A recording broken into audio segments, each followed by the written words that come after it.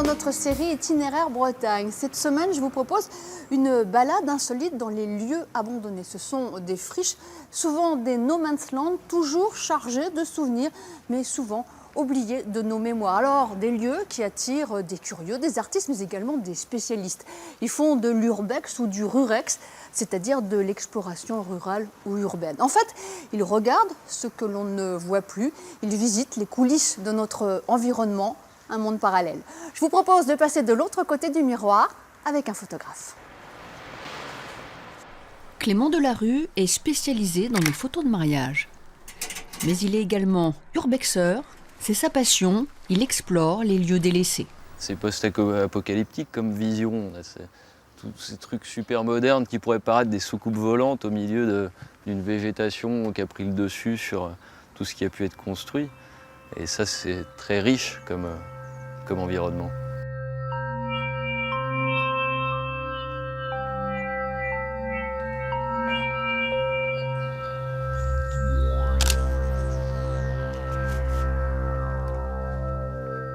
Il y a quelques règles à respecter dans l'urbex, dans la pratique de l'urbex, notamment de confidentialité, pour éviter qu'ensuite des gens viennent, dégradent ou volent dans les lieux.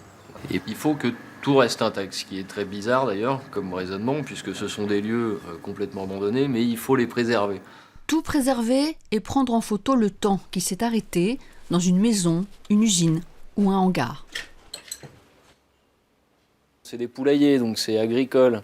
Donc quand on a la réflexion sur l'état actuel de l'agriculture, on ne peut pas s'empêcher de penser au pourquoi du comment, surtout quand c'est derrière un supermarché, surtout en ce moment. Salut! Salut, Laurent. Ça va? Ouais, toi. Après ces déambulations en solitaire, retour à la vie. Il va dans ce café à Épignac qu'il considère un peu comme son bureau, une pause pour regarder ses photos. C'est des lieux qui sont complètement victimes de l'évolution, qui sont victimes du temps. Ils ne sont pas abandonnés, ils sont juste victimes du temps. Ils sont délaissés pour autre chose. Comme ça, on les laisse en plan, terminé.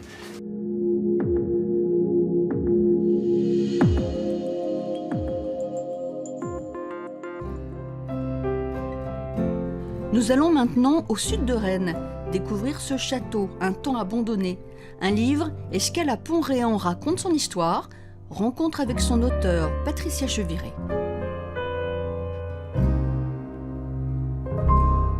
C'est vrai que ce château a une vie extraordinaire, vie multiple. Et en fait, c'est le docteur Evin, enfant du pays, bienfaiteur, qui a été à l'origine de tout. Oui, il a réussi à acheter ce château en 1927.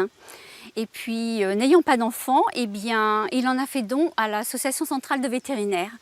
Donc depuis 1935, c'est cette association vétérinaire qui est en fait propriétaire. Et après, il y a eu beaucoup de locataires, notamment les Allemands, Seconde Guerre mondiale, 40-44. Oui. Ensuite, il y a eu les Anglais et les Américains, la suite. Et surtout, il y a eu le centre de formation maritime qui a élu domicile ici en 1948. Et les premières installations en janvier 1949. La marine nationale, en pleine terre, Oui, qu'est-ce qu'elle faisait là? Elle fait là parce que tout simplement, à Brest, tout avait été rasé. Et ici, l'armée américaine, anglaise avait laissé d'énormes baraquements. Et on pouvait y loger plus de 1000 personnes, près de 500 instructeurs. Et en fait, surtout, c'était juste pour apprendre le b.a.-ba. Donc, il y avait les douves, il y avait la vilaine, il y avait tout ce qu'il fallait pour les encadrer, ces fameux petits, comme les appelaient les instructeurs. Enfin, il y a eu beaucoup de moqueries à l'époque, on les appelait les marins d'eau douce quand même. Hein. Oui, tout à fait. Mais on peut apprendre aussi sur la vilaine, pourquoi pas, la preuve, parce qu'ils y sont restés quand même quelques années. Donc après, il y a en fait l'hôpital de Rennes qui devient locataire. Et ça devient quoi ici alors? Une annexe où on a pu s'occuper des gens âgés. Il y a eu également un centre de rééducation. Maintenant, ce site de la Massac, ce château, qu'est-ce qu'il devient? Le château va devenir un hôtel-restaurant. Une grande partie des terrains va abriter un peu plus de 400 logements. Et ce dont M. Evin rêvait, il va y avoir des maisons faites pour les personnes âgées. Ça, c'était le souhait de M. Evin. Merci beaucoup Patricia Cheverret. Et nous allons maintenant voir un autre site qui décidément renaît de ses cendres. C'est à Redon, les établissements Garnier. Ces établissements de machinisme agricole avaient dû fermer dans les années 70. Et vous allez voir, petit retour en arrière avant de vous raconter la suite de l'histoire. Cet homme, Robert Lecourtois, a passé 7 ans chez Garnier à Redon, une fabrique de machines agricoles où près de 900 salariés travaillaient dans les années 70. C'était le Renault de Redon. C'est-à-dire, c'était l'entreprise principale de Redon qui faisait travailler les gens de Redon et des environs. Nous sommes en 1979, quelques jours avant la fermeture définitive de l'usine.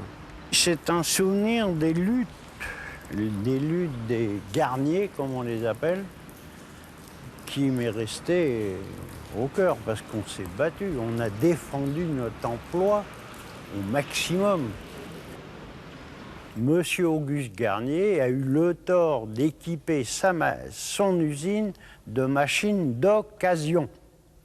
Des machines qui ont déjà craché leur venin dans d'autres entreprises, donc qui n'étaient pas aussi performantes qu'il aurait fallu. La démolition d'une partie des bâtiments commencera dans quelques jours.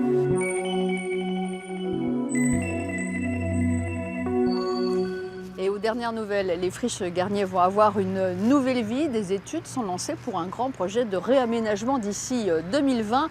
Redon va copier Honfleur. En revanche, ici à Rennes, le temps s'est comme arrêté dans ce bout de quartier Saint-Hélier, derrière la gare. La salle d'embouteillage est un vestige de l'ancienne brasserie Cronenbourg, détruite, elle, il y a 10 ans.